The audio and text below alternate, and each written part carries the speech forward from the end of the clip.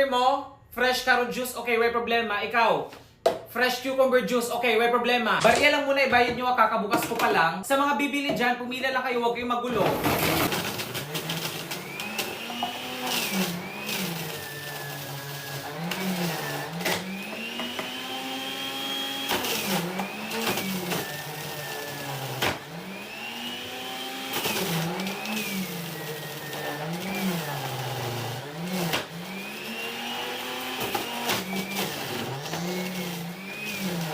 Wow, ang daming nagawang juice. Wow.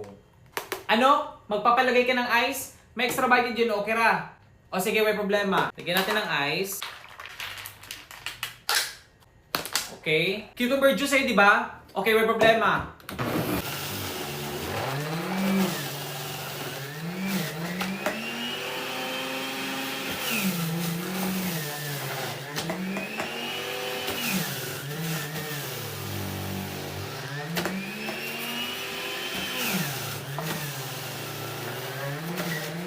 Maganda talaga tong juicer na to. Mabilis na siya makagawa ng juice.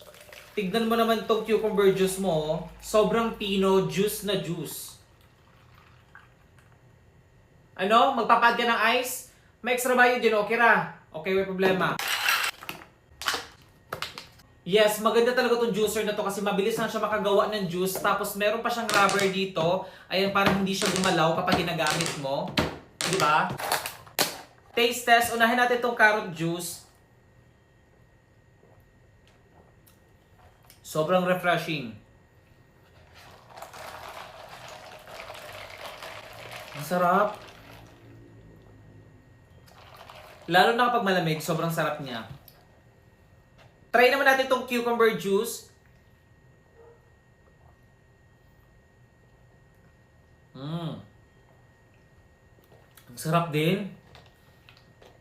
Kung papipiliin ako sa dalawa, itong dalawa yung pipiliin ko. Kasi masarap silang dalawa. Fresh fruits na ginawa nating juice.